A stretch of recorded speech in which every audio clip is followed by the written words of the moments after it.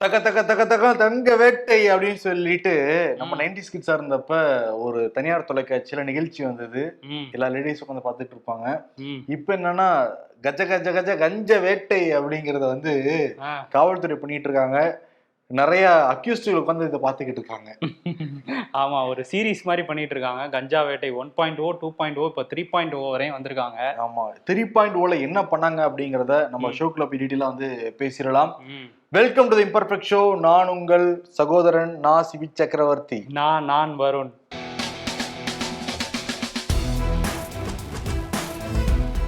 வருண், நீங்க சொன்னது மாதிரி 1.0, 2.0, 3.0.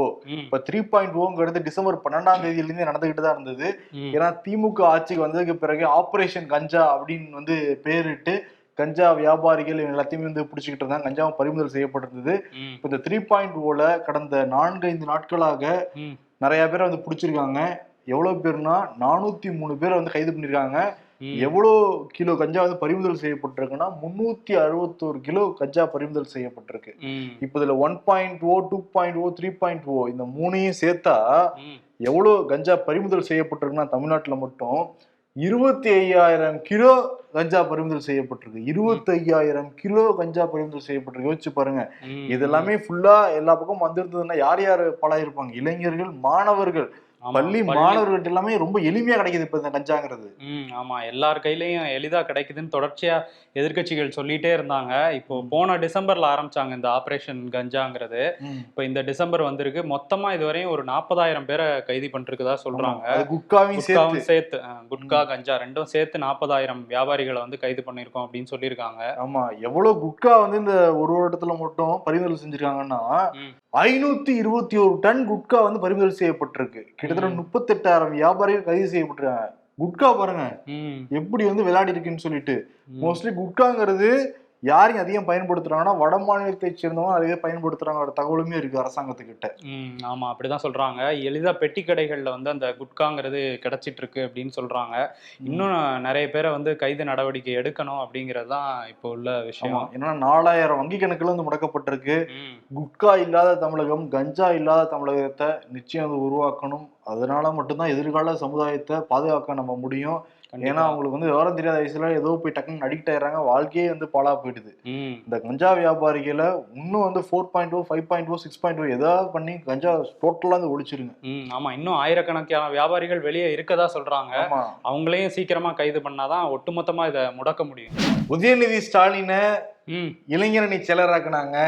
அடுத்து வந்து சட்டமன்ற உறுப்பினர் ஆக்கினாங்க. அடுத்து தள்ளுன்னு சொல்லிட்டு அமைச்சராக்கிட்டாங்க. இப்ப ஏவா வேலு போன்ற ஆட்கள், பொன்முடி போன்ற ஆட்கள் எல்லாமே துணை முதல்வர் ஆகணும் அப்படிங்கிற கோரிக்கை வச்சுட்டு இருக்காங்க. இதுக்கிடையில இவர் KS அழகிரி வேற அவர் துணை முதல்வர் ஆகலாம் அப்படி அதுக்கான தகுதி இருக்கு அவரு அப்படின்னு சொல்லிட்டு இருக்காரு. வேற கட்சியிலிருந்து இன்னும் கூடிய சீக்கிரம் பார்த்தா முதல்வர் ஆகலாம் கூட சொல்லுவாங்க போல இருக்கு. ஸ்டாலின் இறக்கி விடுங்க, இவர் முதல்வராங்கிற அளவுக்கு கூவுறாங்க. இப்ப என்னன்னா சேலத்துல ஒரு கட்சி கூட்டத்துல கலந்துக்கிட்டாரு KN நேரு அமைச்சர். அவர் என்ன சொல்லியிருக்காரு, நாங்களாம் சாதாரணமான ஆட்கள், எங்களுடைய குடும்பம் திமுக குடும்பம், அதனுடைய தலைவர் கருணாநிதி, அதுக்கப்புறம் ஸ்டாலின் ஒருவர், உதயநிதி ஒருவர், அடுத்து என் இன்பநிதி வந்தா கூட நாங்க வாழ்கன்னு கோஷம் போடுவோம், சந்தோஷமா போடுவோம் அப்படின்னு சொல்லியிருக்காரு. அவர் மட்டுமா சொல்லியிருக்காரு? முன்னாள் MLA ராஜன் என்ன சொல்லியிருக்காருன்னா, இப்ப உதயநிதி வந்துட்டாரு, அவர் பையன் வந்து நான் சாகுறதுக்குள்ள அவரையும் முதலமைச்சர் ஆக்கிட்டு தான், அவர் முதலமைச்சரா நான் பார்க்கணும் சாகுறதுக்குள்ள அப்படின்னு சொல்லியிருக்காரு. இன்பநிதியை அவர் பார்க்கணுமா? என்னங்க இது, நேத்து செஞ்சி மஸ்தானாவது அந்த கொள்கையை ஏத்துக்கிட்டு வரவங்களை வந்து நாங்க வாரிசுகளை வந்து முன்னிறுத்துவோம்னு சொன்னாரு. இவங்க யாரா இருந்தாலும் அந்த குடும்பத்துல இருந்து யார் வந்தாலும் நிறுத்துவோங்கிற மாதிரி பேசிட்டு இருக்காங்க. செஞ்சி மஸ்தான் கருணாக்கு பாக்குறீங்களான்னு சொல்லிட்டு நாக்கெல்லாம் வேற திறந்து கட்டி இருக்காரு பைக்ல. நான் ஜோசியக்காரன் அப்படின்லாம் சொல்லியிருக்காரு. ஆமா, என்னன்னா KN அப்படி பேசுறாருன்னா அவருடைய மகன் 39 வயசு ஆயிருச்சு, அருண் நேருக்கு இதுவரைக்கும் எந்த போஸ்டும் கிடைக்கவே இல்லை. இன்பநிதி வாழ்க நான் கோஷம் போட்டு என் பையனுக்கு வாங்குறேன்னா இல்லையா பாருங்க MP சீட்டு அப்படிங்கிறாரு. அதுக்குதான் கோஷம் போட்டுட்டு இருக்காரா? 2024 பக்கத்துல வந்துருச்சா இல்லையா? இப்ப இருந்தே உதயநிதி காக்கா பிடிக்கிறத இன்பநிதி காக்கா பிடிச்சா, அப்பா என்னப்பா என்னை பத்தி ஒரு அங்கிள் பேசிக்கிட்டே இருக்கிறா, அவரோட மகனுக்கு சீட்டை கொடுங்க ரெக்கமெண்ட் பண்ண வாய்ப்பு இருக்கா இல்லையா? ஆமா, அவருக்கு ஆசை இருக்கோ இல்லையா? அவர் ஏதோ ஃபுட்பால்லாம் விளையாண்டுட்டு இருக்காருன்னு சொல்றாங்க. இவங்க வாண்டடா வாங்க நீங்களும் வரணுங்கிற மாதிரி பேசிட்டு இருக்காங்க. FIFA மேட்ச் பார்த்துட்டு இருக்கிறதா சொல்றாங்க. இன்னொன்னு ராஜன் வந்து என்ன மேடையில பேசியிருக்காருன்னா, அன்பழகனோட அந்த 100ஆண்டு விழா கொண்டாடிட்டு இருக்காங்கல்ல, அதுல போய் இதை பேசியிருக்காரு. அவர் பேசினதெல்லாம் பாத்தீங்கன்னா உதயநிதி ஸ்டாலினை பத்தியும் இதை பத்தியும் தான் பேசியிருக்காரு. அன்பழகன் பத்தி பேசவே இல்லை, பேசின மாதிரியே தெரியல. இப்ப அன்பழகனை பத்தி பேசினா இப்போ கட்சியில பதவி கிடைக்குமா இல்ல அடுத்த சீட்டு கிடைக்குமா? அவர் என்ன முன்னாள் எம்எல்ஏ பிடிக்கணுமா இல்லையா? ஆமா, அதுக்காக தான் பேசிட்டு இருக்காங்க எல்லாரும். நல்லா கூறாங்கப்பா. ஆவின் வந்து பால் விலை அதிகமாயிடுச்சுன்னு சொல்லிட்டு எதிர்கட்சிகள் முக்கியமா அதிமுக பல்வேறு இடங்கள்ல போராட்டம் பண்ணிட்டு இருக்காங்க. அந்த மின் கட்டண உயர்வு, சொத்து வரி உயர்வு, தண்ணி வரி உயர்வு, முக்கியமா இந்த ஆவின் பால் விலை உயர்ந்து போச்சு, அதனால தாய்மார்கள் ரொம்ப சிரமப்படுறாங்கன்னு சொல்லிட்டு தான் அரசியல் பண்ணிட்டு இருக்கு அதிமுக. இப்ப என்னன்னா கூடுதலாக நெய் விலையும் உயர்த்திருக்காங்க.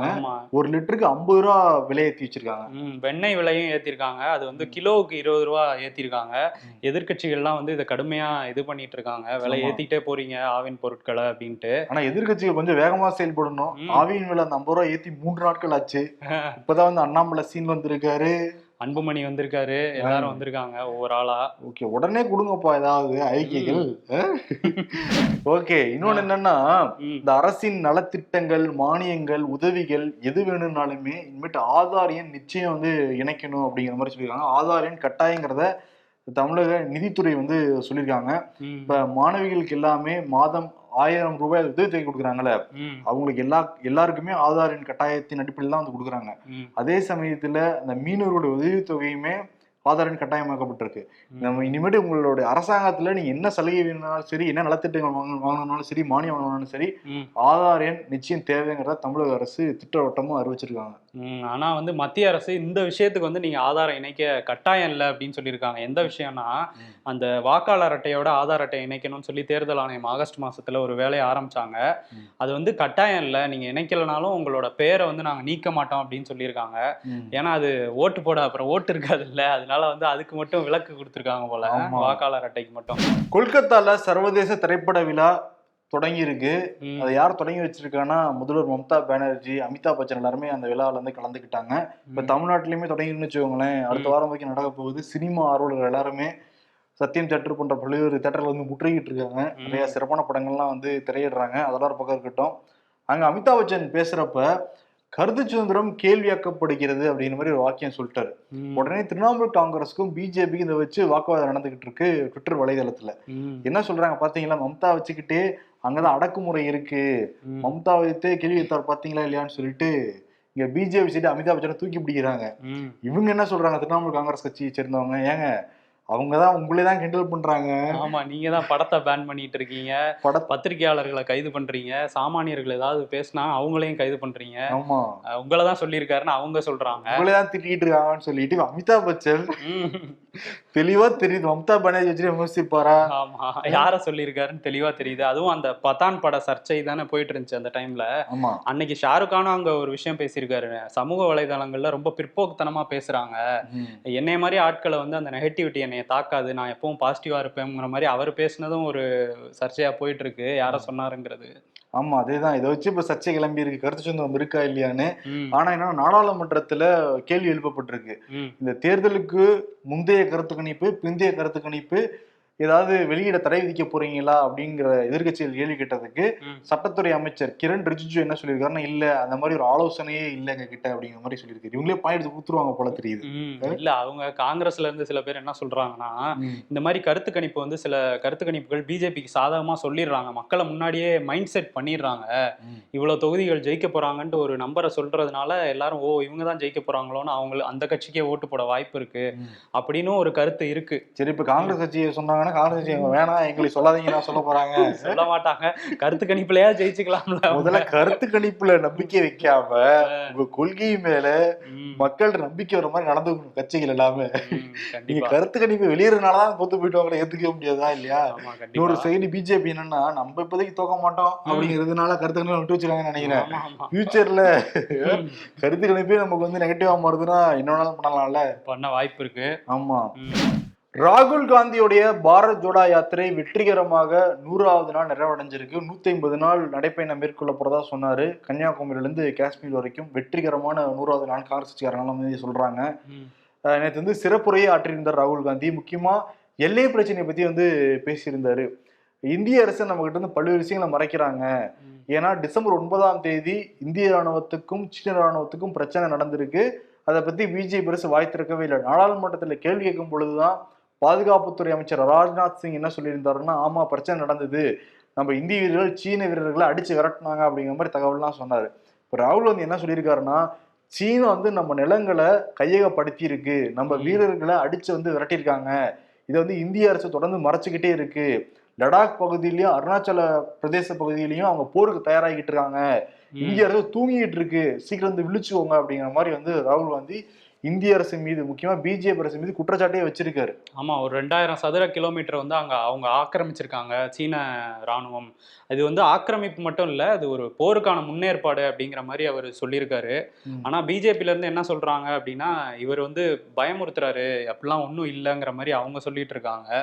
இன்னொன்னு சைடு என்ன சொல்றாங்கன்னா, பாருங்க ராகுல் காந்தி சொல்ற தொடர்ந்து நடந்துகிட்டே இருக்கு. நீங்க பாருங்க, கொரோனா வந்து மார்ச் மாசம் தான் ஆல் ஓவர் இந்தியாவுக்கு லாக்டவுன் அறிவிச்சிருந்தாரு பிரதமர் மோடி. ஆனா பிப்ரவரி மாசமே பிரதமர் மோடி பாவ் பஜ்ஜி சாப்பிட்டு இருந்தப்ப சீக்கிரம் ஏதாவது பண்ணுங்க, நடவடிக்கை எடுங்க, இந்தியா ஃபுல்லா பரவ போகுதுன்னு ராகுல் காந்தி சொல்லிட்டு இருந்தப்ப கேட்கவே கிடையாது. அதற்கு பிறகுதான் வந்து முடிச்சுக்கிட்டாங்க. அதே மாதிரிதான் தொடர்ந்து பல்வேறு விஷயங்கள்லயும் ராகுல் காந்தி முன்கூட்டியே கணிச்சு சொல்லியிருக்காரு. இந்த விஷயத்தையாவது நீங்க வந்து அரசியலா பார்க்காம ராகுல் காந்தி சொல்ற கருத்தை எடுத்துக்கிட்டு வெளிப்படை தன்மை இதுல வந்து சொல்லுங்க, என்ன நடக்குதுங்க, எல்லையில என்ன நடக்குதுங்கிறத வெளிப்படையா சொல்லுங்கிறத கேட்டுட்டு இருக்காங்க பிஜேபி கிட்ட. ஆமா, கேட்டுட்டு இருக்காங்க காங்கிரஸ்ல இருந்து. ஆனா பிஜேபியோட செய்தி தொடர்பாளர் இந்த ராஜ்யவர்தன் சிங் அவர் என்ன சொல்றாருன்னா, இது நேருவோட இந்தியா இல்ல, அவங்க தாத்தா நேரு காலத்துலதான் வந்து தூங்கிட்டு இருக்கும்போது 37,000 சதுர கிலோமீட்டர் நிலத்தை வந்து நம்ம அவங்கள்ட்ட இழந்துட்டோம். இப்போ மோடி இருக்காரு, நமக்கு பாதுகாப்பான ஒரு நிலைமை தான் இருக்கு, அவர் இந்திய பாதுகாப்புத்துறையே வந்து ஒரு தரம் குறைவா பேசியிருக்காரு அப்படிங்கிற மாதிரி அவர் கொஞ்சம் காட்டமாவே பேசியிருக்காரு ராகுல் காந்திக்கு. ஆமா, இன்னொன்னு என்னன்னா பிஜேபி இது எப்படி மாத்திட்டாங்கன்னா, எல்லை பிரச்சனையை வந்து விட்டுட்டு ராகுல் காந்தி சொன்ன அந்த வார்த்தையை வந்து எடுத்துக்கிட்டாங்க. ஆமா, ராணுவ வீரர்களை குறைவா மதிப்பிடுறார் ராகுல் காந்திங்கிற அந்த பாயிண்ட் மட்டும் எடுத்துட்டு சுத்திட்டு இருக்காங்களே தவிர எல்லையில் என்ன பிரச்சனைங்கிறத பார்க்க மாட்டேங்கிறாங்க, அதை பத்தி பேச மாட்டேங்கிறாங்க. ஆமா, அது வந்து ஐ ஸ்டாண்ட் வித் இந்தியன் ஆர்மின்னு ஒரு ஹேஷ்டேக்லாம் போட்டு ராகுல் காந்திக்கு எதிராக ஒரு விஷயம் பண்ணிட்டு இருக்காங்க. ஆனா பிரதமர் மோடி வாய் திறந்து வந்து பேசணும், ஆனா வேற ஒரு போரை பத்தி பேசிக்கிட்டு இருக்காரு பிரதமர். ஆமா, புத்தினுக்கு வந்து போன் பண்ணி பேசியிருக்காரு உக்ரைன் போரை பத்தி. நம்ம முன்னாடியே சொல்லியிருந்தோம்ல, அந்த எப்பவும் ஆண்டு இறுதியில வந்து ஒரு ஆனுவல் சமிட் நடக்கும் ரஷ்யாவுக்கும் இந்தியாவுக்கும்ட்டு. இந்த வருஷம் வந்து மோடி அங்க மாஸ்கோவுக்கு போறதா இருந்துச்சு, ரஷ்ய தலைநகருக்கு. ஆனா அது கேன்சல் ஆச்சு. அப்பவே நம்ம சொல்லியிருந்தோம்ல, இந்த மாதிரி அவர் போன் பண்ணி சொல்லுவாருன்ட்டு. அதான் சொல்லியிருப்பாரு போல. ஆனா வெளியே வந்து வேற சில தகவல்கள் மட்டும் வெளியிட்டு இருக்காங்க. என்ன அப்படின்னா, இந்த உக்ரைன் போரை வந்து தூதரக நடவடிக்கைகள் மூலமும் பேச்சுவார்த்தை மூலமும் வந்து ஒரு முடிவுக்கு கொண்டு வாங்கங்கிற மாதிரி சொல்லியிருக்காரு. அதை தாண்டி G20 மாநாடு, அந்த வர்த்தகம் முதலீடு 2 நாடுகளுக்கு இடையிலான வர்த்தகத்தை பத்திலாம் பேசியிருக்கதா சொல்லியிருக்காங்க. ஓகே, ஆல்ரெடி சீனா வந்து ரஷ்யாவுக்கு நேரடியாகவே ஆதரவு தெரிவிச்சுக்கிட்டு இருக்கு. இந்தியா மறைமுக ஆதரவு தான், அது உக்ரைன் தான் சொல்லிட்டு இருக்கு தொடர்ந்து. இப்ப இந்தியா வந்து சீனா எல்லையில என்ன நடக்குங்கிறத வெளிப்படையா வந்து சொல்லணும். ஆமா, மத்திய அரசு அது வெளிப்படையா சொல்லணும். காங்கிரஸ் இது வந்து அரசியலாக்க கூடாது, எல்லை பிரச்சனையை வச்சு இந்தியாங்கிறப்ப எல்லாரும் ஒற்றுமையா இருக்கணும். கண்டிப்பா. நாடாளுமன்ற குளிர்கால கூட்டத்தொடர் நடந்துகிட்டு இருக்கு. பல்வேறு கேள்விகளுக்கும் அமைச்சர்கள் வந்து விளக்கம் கொடுத்துட்டு இருக்காங்க. தரவுகள் அடிப்படையில வந்து பேசுறாங்க. தரவுகள் எல்லாம் நம்ம படிக்கிறப்ப கேட்கிறப்ப ரொம்ப அதிர்ச்சியா இருக்கு. வரதட்சணை எந்த மாநிலத்தில் ரொம்ப நிறைய இருக்கு, தடுக்கிறதுக்கு என்ன மாதிரி திட்டம் வச்சிருக்கீங்கன்னு போன்ற பல்வேறு கேள்விகள் எதிர்கட்சிகள் கேட்டப்ப மத்திய உள்துறை இணையமைச்சர் அஜய் குமார் மிஸ்ரா அவர் வந்து டேட்டாவோட வெளியிட்டு இருக்காரு. 2017ஆம் ஆண்டுல இருந்து 2021ஆம் ஆண்டு வரைக்கும் இந்த 5 ஆண்டுகள்ல வரதட்சணையால இந்தியா முழுக்க 35,493 பேர் மரணம் அடைஞ்சிருக்காங்களாம். 35,000 பேர் இறந்து போயிருக்காங்களாம். இதுல அதிகபட்சமாக உத்தரப்பிரதேசம் தொடர்ந்து நிறைய நடந்துகிட்டு இருக்கு. உத்தரப்பிரதேசத்துல மட்டுமே 11,814 பேர். 2வது இடம் பீகார், ராஜஸ்தான், மத்திய பிரதேசம் அப்படிதான் இருக்கு. எல்லா இடங்களையும் நார்த்ல தான் இருக்கு, சவுத்துல ரொம்ப கம்மியா இருக்கு. அதை நினைச்சு சந்தோஷப்படுறதா இல்ல நார்த் இப்படி நடக்குதுன்னு சொல்லிட்டு வேதனைப்படுறதா அப்படிங்கிறது தெரியல. 35,000 பேருங்க, யோசிச்சு பாருங்க. ஒவ்வொரு ஆண்டும் பாக்குறப்ப 7,000 ஆவரேஜ் கரெக்டா வருது. 7,500, 2017ஆம் ஆண்டு 7,500, 2018 7,400, இப்ப கடந்த ஆண்டு பாக்குறப்ப 6,400 வரைக்கும் வந்திருக்கு. ஆவரேஜா 7,000 வரைக்கும் இருக்கு. இது மத்திய மாநில அரசுகள் 2 பேரும் சேர்ந்து இதை கண்டிப்பா கவனிக்க வேண்டிய ஒரு விஷயம். அது வரதட்சணை கொடுமைங்கிறது எப்படியாவது தடுத்து நிறுத்தி ஆக வேண்டிய கட்டாயத்துல இருக்காங்க. ஆமா, ஏன்னா ஒவ்வொரு நாளுமே வரதட்சணை கொடுமையினால இந்தியாவுல 20 பெண்கள் இறந்துகிட்டு இருக்காங்க. அதுல ஊபியில மட்டுமே 6 பேருன்னு சொல்றாங்க. ஊபி அரசாங்கம் தான் உடனடியாக நடவடிக்கை எடுக்கணும். அதே மாதிரி உச்சநீதிமன்றத்துல பில்கிஸ் பானு இருக்காங்கல்ல, அந்த 2002 கோத்ரா கலவரத்தப்ப அவங்க குடும்பத்தை சேர்ந்த ஒரு 11 பேர் வந்து கொல்லப்பட்டாங்க. அவங்க வந்து பாலியல் வன்கொடுமைக்கும் ஆளானாங்க. இந்த வழக்குல வந்து கைது பண்ணவங்களெல்லாம் வந்து சமீபத்துல வந்து விடுதலை பண்ணியிருந்தாங்க. குஜராத் அரசு விடுதலை செஞ்சிருந்தாங்க. குஜராத் அரசு விடுதலை செஞ்சிருந்துச்சு. இதை வந்து மறுபரிசீலனை பண்ணணும்னு சொல்லி அவங்க உச்சநீதிமன்றத்துல மனு போட்டிருந்தாங்க. இந்த மனு ரொம்ப நாளாவே வந்து பட்டியலிடாம இருந்தாங்க. வழக்கு இதுல வந்து சீக்கிரம் பட்டியலிடுங்க அப்படின்னு சொன்னப்போ வந்து தலைமை நீதிபதி சந்திரசூட் என்ன சொல்லியிருந்தாருன்னா, ரொம்ப எரிச்சல் ஏற்படுத்தாதீங்க, விரைவில் பட்டியலிடுவோம் அப்படிங்கிற மாதிரி கொஞ்சம் காட்டமா சொல்லியிருந்தாரு. இதை வந்து இப்போ பட்டியலில் வந்திருந்தது அந்த வழக்கு. அதை என்ன பண்ணிட்டாங்கன்னா, அந்த மனுவை வந்து தள்ளுபடி பண்ணிட்டாங்க. பில்கிஸ் பானுவோட மனுவை அவங்கள வந்து அந்த 11 பேரை வந்து விடுவிச்சது வந்து ரொம்ப தவறு அப்படிங்கிற மாதிரி எதிர்கட்சிகள்லாம் சொல்லிட்டு இருந்தாங்க. அங்கே ஆரத்திலாம் எடுத்து வேற அவங்கள வந்து வரவேற்றாங்க. இந்த வழக்கை வந்து திரும்ப ஏதாவது மறுபரிசீலனை பண்ணணுங்கிறது தான் எதிர்கட்சிகளோட இதாகவும் இருக்குது. ஏன்னா எல்லாருடைய நம்பிக்கையும் நீதிமன்றம் தான். 2015 வந்தா லைஃப் மாறும், 16 வந்தா லைஃப் மாறும் அப்படின்னு 23 வரைக்கும் வந்திருக்காங்க.